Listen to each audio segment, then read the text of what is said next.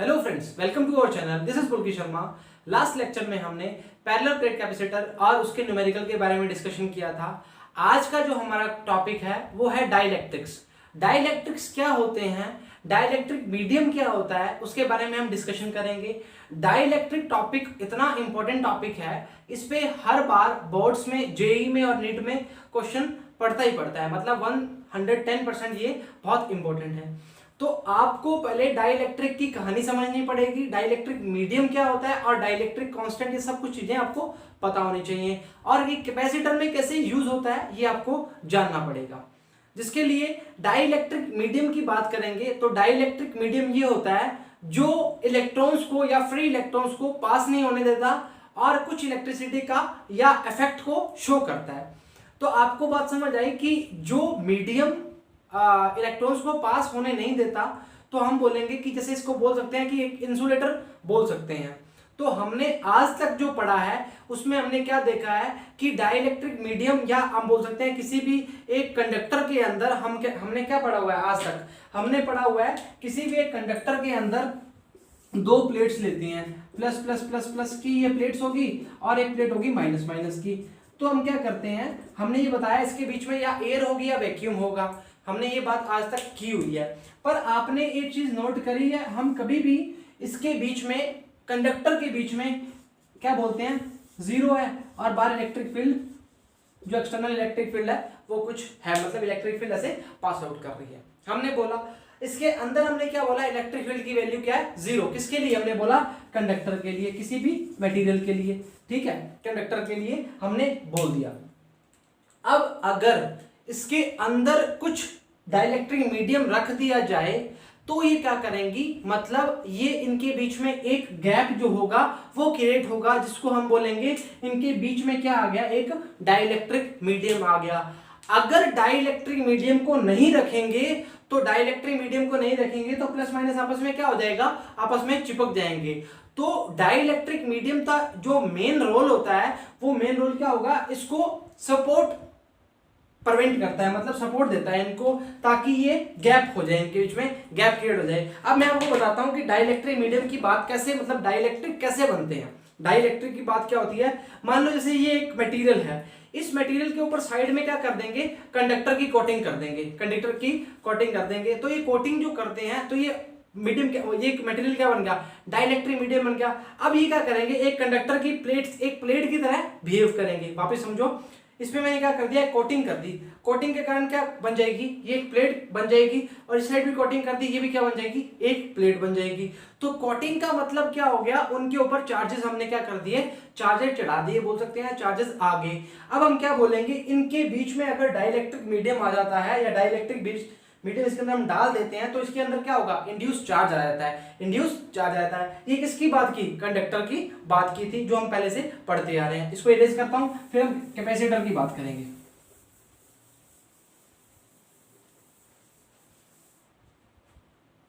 आओ जी, हम बात करते हैं सबसे पहले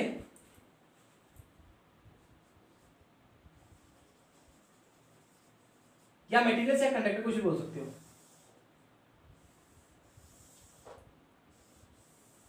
मान लो ये कंडक्टर्स है,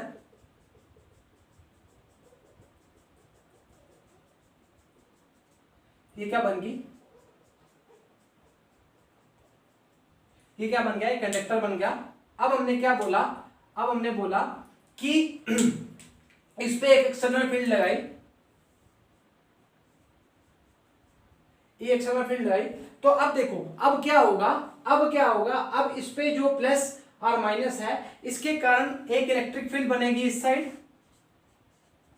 और इंड्यूस की बनेगी इस साइड। तो टोटल इलेक्ट्रिक फील्ड क्या बन जाएगी, हम क्या बोलते हैं, नेट इलेक्ट्रिक फील्ड क्या बोलते हैं, जीरो। किसके लिए, कंडक्टर मटेरियल के लिए। अब सेकंड जो पार्ट आएगा,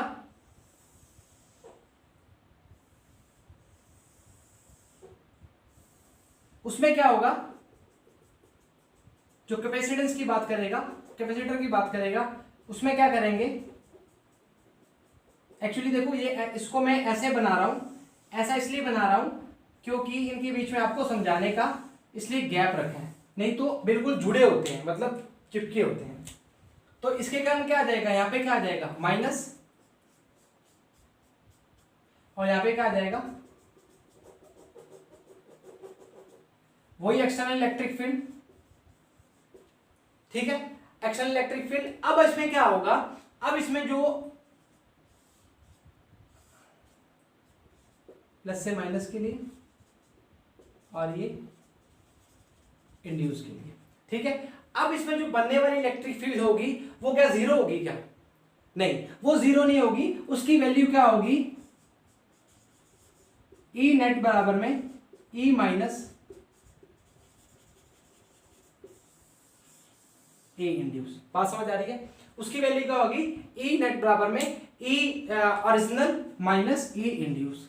क्लियर है बात, क्लियर है बात। अब देखो जी, हमने ई के लिए हमने क्या पढ़ा हुआ है, सिग्मा अपॉन एप्सिलॉन नॉट। ठीक है, सिग्मा अपॉन एप्सिलॉन नॉट पढ़ा है, और सिग्मा बराबर में क्या होता है Q upon A epsilon not. बात समझ आ गई, इसको हम बाद में बता देंगे, आपको दिक्कत नहीं है। अब देखो जी, अब इसने बोला कि जो डाइइलेक्ट्रिक कांस्टेंट होता है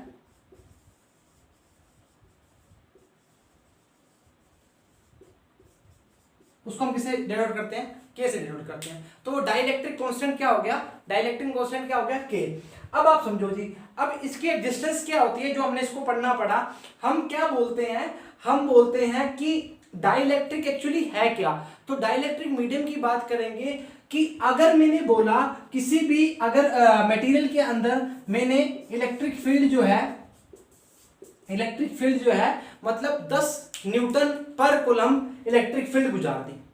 ठीक है, तो आपने क्या बोला कि अंदर जो इलेक्ट्रिक फील्ड आएगी वो कितनी रहेगी, तो आप क्या बोलोगे सर अंदर रहेगी, मान लो मैंने 100 निकाली तो अंदर बोलोगे सर आप कितनी रहेगी 2 रहेगी, सॉरी 10 निकाली तो अंदर कितनी रहेगी 2 रहेगी, अंदर कितनी रहेगी 2 रहेगी। तो आपने क्या बोला कि 10 निकाली थी अंदर 2 रहेगी, तो पीछे कितनी, मतलब के का वैल्यू क्या हुआ, के का वैल्यू हुआ 5। हमने क्या किया डिवाइड कर दिया, मतलब डाइइलेक्ट्रिक कांस्टेंट का क्या कर दिया डिवाइड कर दिया। एक्सटर्नल कितनी थी 10 थी, अंदर कितनी रहेगी 2, तो काम कितना किया 5, 10/5 बराबर में कितनी आ गई, अंदर कितनी आ गई 2 आ गई। वापिस समझो इसको अपनी लैंग्वेज में समझते हैं। इसको क्या बोला 10 जो है वो क्या है, 10 क्या है एक्सटर्नल फील्ड, और ये क्या है, ये क्या है, इसको हमने क्या किया, इसको हमने अंदर कितनी मिली, हमें 2 मिली, तो हमें कितना लॉस हुआ, मतलब कितना हमें कम कर दिया। तो 10/5 जो 5 थी वो क्या थी डाइइलेक्ट्रिक कांस्टेंट का वर्क था। ठीक है जी, ये बात समझ आ गई। तो इसको आप ऐसे लिखोगे, इसके लिए ओरिजिनल के लिए, इसके लिए बोलेंगे सिग्मा अपॉन, नेट के लिए बोलेंगे एप्सिलॉन नॉट के जो कम हुई है, E naught sigma upon epsilon naught minus sigma i upon epsilon naught. Clear है, तो क्या एप्सिलॉन नॉट से एप्सिलॉन नॉट कट जाएगा, तो सिग्मा अपॉन के बराबर में sigma upon epsilon naught, sorry epsilon naught तो कट गया, इक्वल टू सिग्मा आई। तो सिग्मा आई क्या आ जाएगा sigma minus sigma upon K, तो सिग्मा बराबर में क्या आ जाएगा 1 - 1 अपॉन के, ये क्या आ जाएगा सिग्मा इंड्यूस की वैल्यू आ जाएगी। ये किसकी वैल्यू आ जाएगी, सिग्मा इंड्यूस की वैल्यू आ जाएगी। बात समझ आई, सिग्मा इंड्यूस की वैल्यू क्या आई 1 - 1 अपॉन के। क्लियर है, इससे हम एक फॉर्मूला और बनाएंगे, हमें कैपेसिटेंस फाइंड करना है ना, तो कैपेसिटेंस फाइंड करने के लिए हम क्या करेंगे, Q बराबर में क्या होता है CV होता है। ठीक है, तो C बराबर में क्या है Q अपॉन V निकालना है, तो C के लिए हम क्या करेंगे V equal to E into D. अब देखो V बराबर में क्या है, E का वैल्यू क्या है, E का वैल्यू क्या है, इसके लिए यूज करेंगे sigma upon epsilon not K into D. अब सिग्मा की value Q upon A epsilon not K into D. अब Q का वैल्यू हम अगर इसके मल्टीप्लाई करते हैं तो V A epsilon not K upon D equal to क्या आएगा Q। दोनों को रिलेट करो, फर्स्ट और सेकंड दोनों को रिलेट करो, तो Q बराबर में उसके Q बराबर में क्या है CV, तो हम C की वैल्यू यहाँ से क्या आई, C की वैल्यू क्या आई A epsilon not K upon D. मतलब देखो जो डाइइलेक्ट्रिक मीडियम ने उसकी कैपेसिटेंस को क्या कर दिया बढ़ा दिया, मतलब कैपेसिटेंस किससे रिलेट कर रही है उसकी उसकी डाइलेक्ट्रिक मीडियम से, मतलब डाइलेक्ट्रिक कांस्टेंट की बात करेंगे वो किससे रिलेट कर रही है, उसकी कैपेसिटेंस से। तो ये हमारा क्या था, डाइलेक्ट्रिक मीडियम का जो काम था वो हमने बताया आपको। उतारो जी।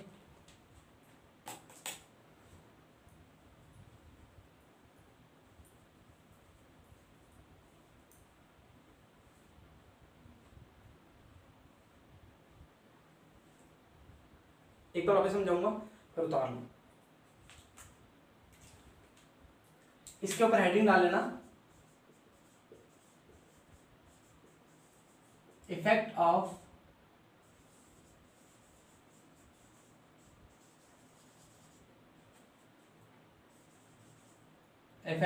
Dielectric medium in capacitance.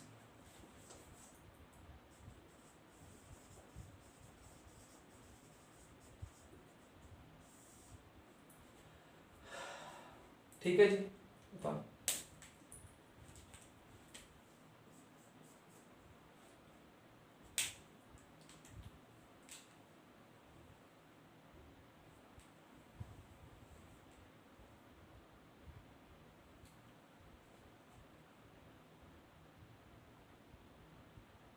ये तो अभी हमने बात की जब फुली फिल्ड था। ये क्या थी, जब फुली फिल्ड था। इसको अलग से लिख देता हूं।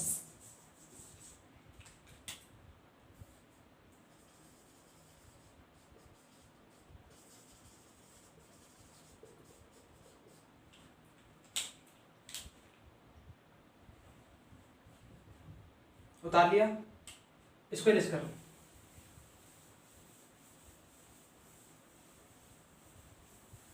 वापिस समझो जी इसको। डाइलेक्ट्रिक का इफेक्ट मीडियम पे जो पड़ेगा वो चेक करते हैं। सबसे पहले हमने क्या चेक करा, ये इसको सपोर्ट प्रोवाइड करवाता है, मतलब दोनों प्लेट्स को चिपकने नहीं देगा। उसका हमने देखा। उसके बाद जो कैपेसिटेंस का वैल्यू है उसका वैल्यू इंक्रीज करता है, और हमेशा ध्यान रखना के का वैल्यू होगा वो हमेशा एक से ज्यादा होगा। ठीक है, ये आपको बात हम बाद में लिखवा देंगे, ये आपको बताने की बात है, समझ लेना बाद में।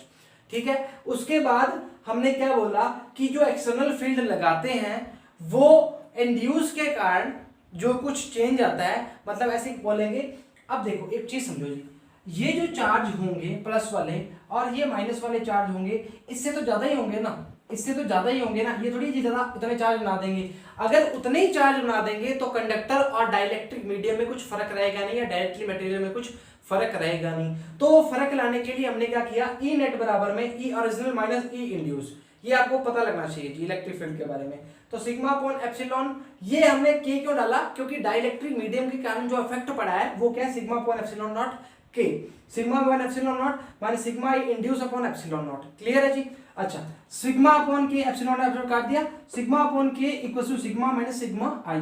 तो इधर उधर भेजा, सिग्मा आई की वैल्यू क्या है, sigma upon sigma minus 1 upon K. तो sigma equal to sigma 1 minus K, LCM लिया, सॉरी कॉमन निकाला। क्यू इक्वल टू सीवी होता है, क्या C equal to Q upon V आता है। ठीक है, V equal to A into D. V की वैल्यू क्या है, sigma upon epsilon naught, original की बात कर रहे हैं तो ई बराबर सिग्मा अपॉन एप्सिलॉन के, जो किसको इलेक्ट कर रहा है, डाइलेक्ट्रिक मीडियम को इफेक्ट कर रहा है, इनटू डी। वी का वैल्यू क्या आएगा, Q upon A epsilon naught K into D. ठीक है, अब इसको क्रॉस मल्टीप्लाई किया, V A epsilon naught K upon D equal to Q.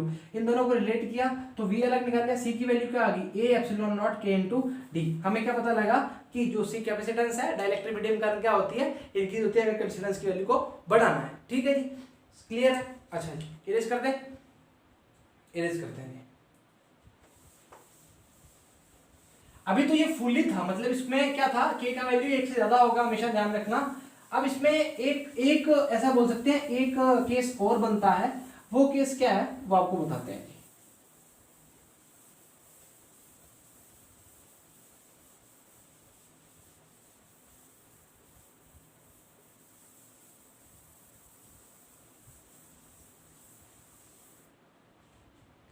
वो केस क्या है,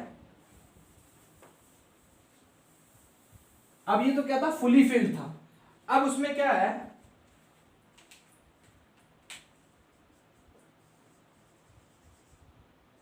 partially field of dielectric medium. अब वो क्या है, पार्शियली फिल्ड है, मतलब कुछ पार्ट में हम अगर फिल्ड करते हैं उसके लिए वैल्यू क्या होगी, हम चेक करते हैं जी। हम एक डायग्राम बढ़िया क्रिएट करते हैं अच्छा सा। ये कैपेसिटर है, इसके अंदर मान लो इतने पार्ट में हमने क्या कर दिया, डाइलेक्ट्रिक मीडियम डाल दिया, जिसका वैल्यू है डी, टोटल का वैल्यू है डी, सॉरी ये क्या होगा, डी माइनस टी। ठीक है, अब इसके लिए जो हमने कैपेसिटेंस निकालना है उसकी वैल्यू के लिए हम क्या करेंगे, वही काम करेंगे सेम।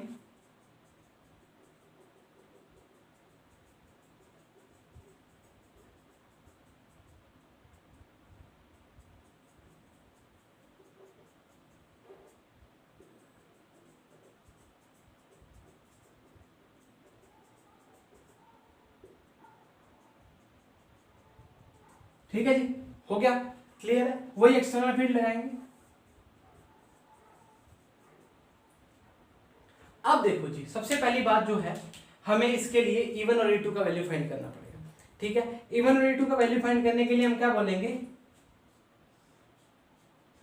अच्छा पहले सबसे पहले हम चेक करेंगे कि हमें निकालना क्या है। हमें निकालना है इसका capacitance Q C Q equal to CV वाला Q अपॉन V निकालना है। तो हमें क्या करना है, चार्ज अगर हम पोटेंशियल का वैल्यू फाइंड कर लेंगे तो हमें हमारा काम बनना स्टार्ट हो जाएगा। तो हम क्या करेंगे, फर्स्ट के लिए हम क्या बोलेंगे, epsilon naught A upon D। ठीक है जी, सेकंड के लिए हम क्या बोलेंगे, epsilon naught A upon sigma upon epsilon Q upon A epsilon not, और क्या बोलेंगे Q upon A epsilon naught. Clear है, क्लियर है। अच्छा, टोटल पोटेंशियल की बात करेंगे तो V बराबर में क्या आएगा, E1 D माइनस टी, क्योंकि इसके लिए सेकंड के लिए अगर बोलना चाहोगे तो ऐसे बोल सकते हो E1 के लिए, और इसके लिए बोलोगे तो ये E2 के लिए। ठीक है, अच्छा प्लस E2 क्या आएगा, खाली क्या आएगा, T के लिए। ठीक है जी, E1 का वैल्यू क्या आएगा, E1 का वैल्यू आएगा Q upon A epsilon not D minus T. E2 का वैल्यू क्या आएगा, Q upon A epsilon not K into T. Clear है, क्लियर है। अच्छा, Q upon A epsilon naught common आ जाएगा, ठीक है, D minus T plus T upon K. Clear है, कुछ चेंजेस करने हैं। V बराबर में क्या आएगा, Q upon A epsilon not D minus T plus T upon के, इसको वापस रिपीट करके लिख दिया। ठीक है, आओ जी कैपेसिटेंस की बात करते हैं। C equal to Q upon V, Q का वैल्यू V का वैल्यू पुट करते हैं, Q अपॉन V का value Q upon A epsilon not D minus T plus T upon K. Clear है, Q से Q कटा, C बराबर में क्या आएगा, A epsilon not D minus T plus T upon के। जो कैपेसिटेंस आएगा पार्शियली फिल्ड के लिए वो वैल्यू क्या आएगी, वो क्या आएगी, D minus T plus T upon के। टी इज व्हाट, थिकनेस है उसकी, वो क्या उसकी थिकनेस है। ये क्या है, D डिस्टेंस, ये इसकी डिस्टेंस क्या है, ये T माइनस। ठीक है जी, ठीक है जी, उतारो जी,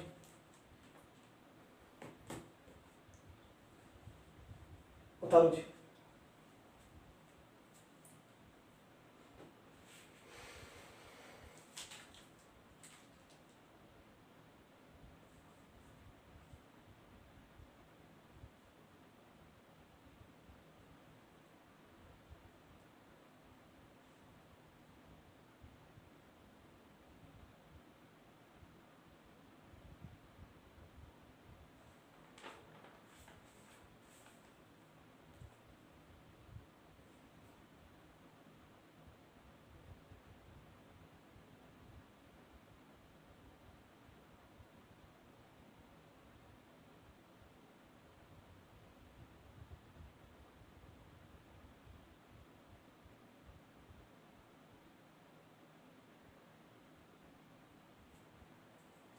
उतार लीजिए, ठीक है। ये हमारा क्या होगा, जब पार्शियली फिल्ड होगा उसके लिए वैल्यू निकाली है, ठीक है। एक वैल्यू, एक चीज और लिख सकते हो, c equal to a epsilon not d minus T common निकाल लिया, 1 माइनस 1 अपॉन k।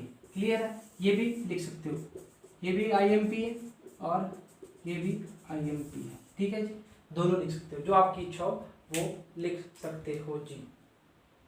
ठीक, इरेज कर दूं, इरेज कर दूं, उतार लो जी, वापस वापस समझा देता हूं।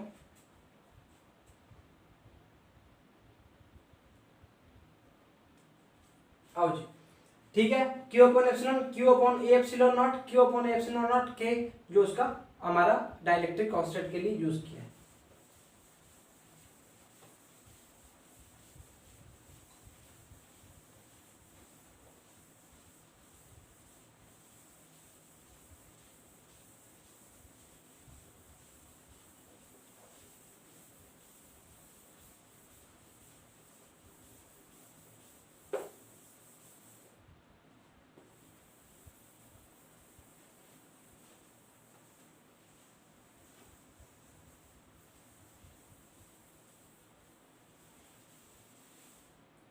अब देखो जी, कुछ कंडीशंस हैं, वो कंडीशन हम चेक करेंगे, वो केसेस बोल सकते हो। उससे पहले आपको मैं दो तीन चीजें बता देता हूँ जो हमने चीजें चेक करी हैं।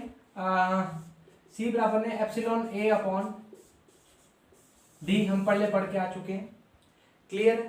इससे पहले हमने सी अभी पढ़ा है, epsilon not A D minus T. ये कब होगा, या ऐसे लिख सकते हैं इसको, इसको कंडीशन होगा सी बराबर में epsilon not A D minus T 1 minus 1 upon के। ये हमने पढ़ा है, अभी पढ़ा है पार्शियली फील्ड के लिए।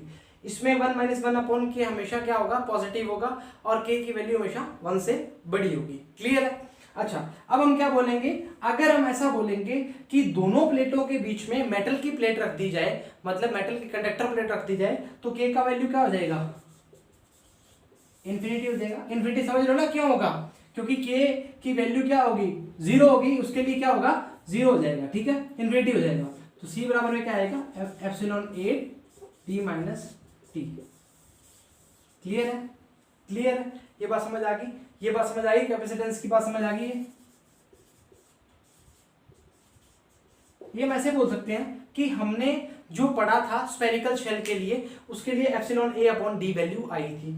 सी epsilon A D minus T 1 upon 1 minus K हमें अब जस्ट पढ़ के आए हैं। इसमें क्या था, partially filled with dielectric medium, ठीक है। अभी 2 मिनट पहले पढ़ के आए हैं, ठीक है। इसको इरेज कर दें, इसको इरेज कर देते हैं,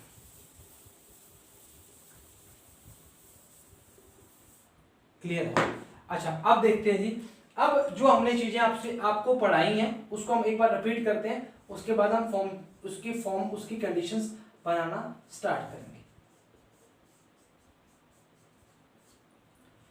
अब देखो जी, अब हम बोलें कि जो प्लेट्स हैं या जो उसकी थिकनेस है टी, उसकी वैल्यू को हम बढ़ा देते हैं। जैसे हमने बोला ये एक प्लेट है K1, K2, K3 and K4, ठीक है। इसकी जो डिस्टेंस है वो क्या बोली हमने, वो हमने बोली सेम है, पर ये बोली इसके लिए T1, इसके लिए T2, इसके लिए T3, इसके लिए T4, इसके लिए K1, इसके लिए K2, इसके लिए K3 और इसके लिए K4, क्लियर है। इसके लिए पूरे की डिस्टेंस क्या मानी मैंने, D मानी, क्लियर है। अच्छा जी, अब मैंने जो डिस्टेंसेस मानी है उसको मैं क्या करूंगा, यहाँ पे यूज करूंगा, क्लियर है, क्योंकि D का वैल्यू तो क्या है, सेम है, और ये क्या है, K1, K2, K3 जो भी है अलग अलग है। तो हमने क्या बोला, अलग अलग के लिए बोला C equals to epsilon not A D minus T1। अगर T की वैल्यू T1, T2, T3 है, हम बोलेंगे plus T2 plus T3 plus T4 dash dash dash कहां तक है। अब इसके लिए क्या बोलेंगे, 1 माइनस, अगर इसको मल्टीप्लाई करना चाह रहे हो तो मल्टीप्लाई भी कर सकते हैं, तो इसको आप ऐसे लिखो, ये ऐसे लिख दिया, मतलब माइनस का हमने बार ले लिया, minus minus plus T1 upon K1, T2 upon K2, T3 upon K3, T4 upon K4। अगर इसको ऐसा लिखा जा रहा है ये भी सही है, पर इसके अगर आप डैश डैश लगा के इसके अंदर प्लस लिखोगे तो ज्यादा सही रहेगा। ठीक है, ये बात समझ आई या नहीं आई? नहीं आई आपको। अब जो टी की वैल्यू है, जो थिकनेस है, हमने क्या बोला, जो उसकी थिकनेस है, थिकनेस का वैल्यू क्या लिया हमने, T1 T2 T3 T4 direct यहां तक लिया। क्लियर है? अब मैंने वैल्यू पुट किया, टी का वैल्यू T1 T2 माइनस बार निकाला T3, अब इसको ही मैंने मल्टीप्लाई कर दिया अंदर के लिए, तो माइनस माइनस इसमें तो हो गया, ये माइनस माइनस क्या हो जाएगा प्लस T1 अपॉन K1, इसके लिए वैल्यू चेंज हुई ना, K1 K2 K3 K4, ये भी तो इसका डायरेक्ट्रिक कांस्टेंट चेंज कर दिया, तो ये चेंज हो गया। तो अब मैंने क्या बोला, इफ D बराबर में T1 T2 T3 ऐसे ऐसे है तो क्या आएगा, D माइनस है तो कट जाएगा, तो C बराबर में क्या आएगा, epsilon naught A T1 upon K1 T2 upon K2 T3 upon K3 dash dash dash कहां तक, लास्ट तक, n तक बोल सकते हैं। अब क्या बोलेंगे, एक केस और बनेगा, केस क्या बनेगा, केस फर्स्ट, इफ T1 बराबर में T2 बराबर में T3 बराबर में डैश डैश डैश कहां तक, n तक, तो हम क्या बोलेंगे, उसकी distance upon number of factor जो हमने ली है, ऐसे लिख सकते हैं हम, इस केस में लिख सकते हैं। तो हम वैल्यू पुट करेंगे C बराबर में, सभी को बाहर निकाल लेंगे क्योंकि इक्वल की वैल्यू है, तो हम क्या लिखेंगे, epsilon naught A upon D upon n, 1 upon K1 1 upon K2 1 upon K3 plus 1 upon K4, कुछ नहीं बस मैथमेटिकल ट्रीटमेंट किया। क्लियर है? अब क्या बोलेंगे, C बराबर में n ऊपर जाएगा, n epsilon naught A upon D 1 upon K1 1 upon K2 dash dash 1 upon K3 dash dash अनंत। ठीक है, इनफिनिटी तक। क्लियर है? उतारो जी यहां तक, उसके बाद सेकंड केस करते हैं।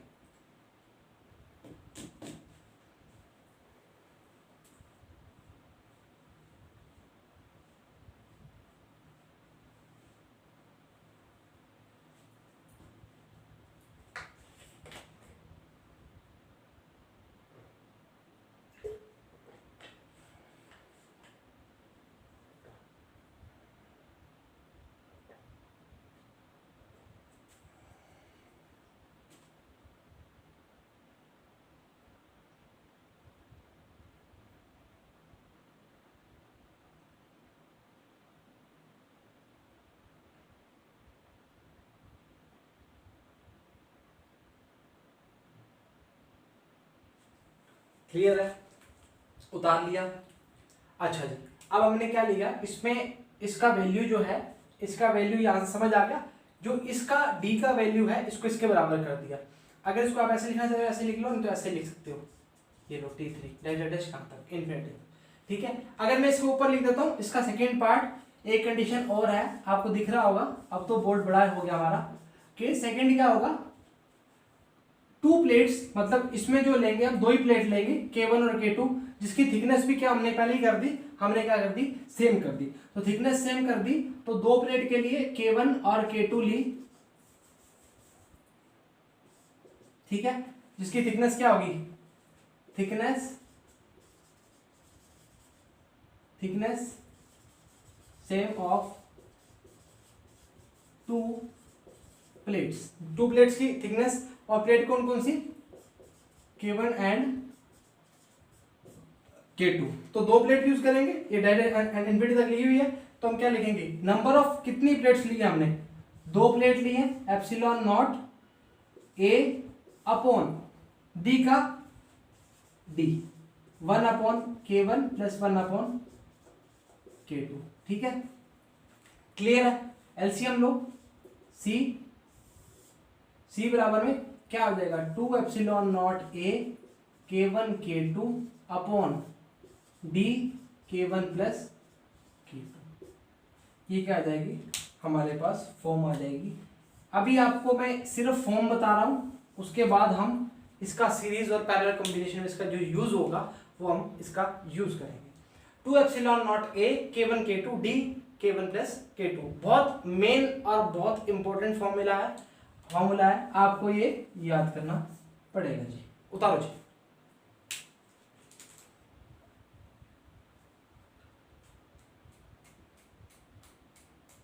इसको प्लस लिख लेना क्योंकि इक्वल की है इसके।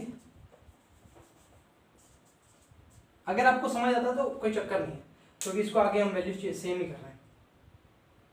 उतारो जी।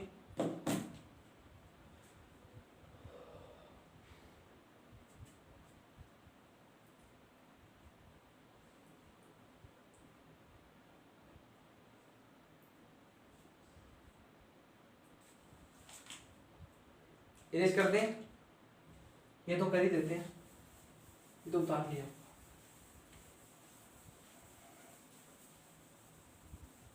अब मैं आपको एक चीज बढ़ाने वाला हूं, मतलब लास्ट टॉपिक है। वो टॉपिक में हम क्या करेंगे, हम आपको बताएंगे कि डाइलेक्ट्रिक के बारे में हमने सब कुछ लगभग पढ़ लिया, एक छोटी सी चीज हमने रह गई, वो हम पढ़ लेते हैं। उतार रहे होगे, उतार लो, चलो इसको, चलो उतार लिया। हाँ जी, अब अगला जो टॉपिक है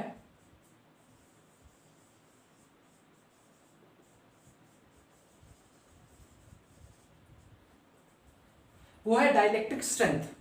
डाइलेक्ट्रिक स्ट्रेंथ क्या होती है, आपको मैंने पहले भी बताया था। डाइलेक्ट्रिक स्ट्रेंथ क्या होती है? डाइलेक्ट्रिक स्ट्रेंथ वो होती है जिसकी एक वैल्यू के बाद, या कैपेसिटर की बात करें, कैपेसिटर की एक वैल्यू के बाद वो चार्जेस को लीक करना स्टार्ट कर देगा। मतलब हम बोल सकते हैं कि उसमें कितनी स्ट्रेंथ है, उसकी पावर कितनी है। अगर मैंने बोला,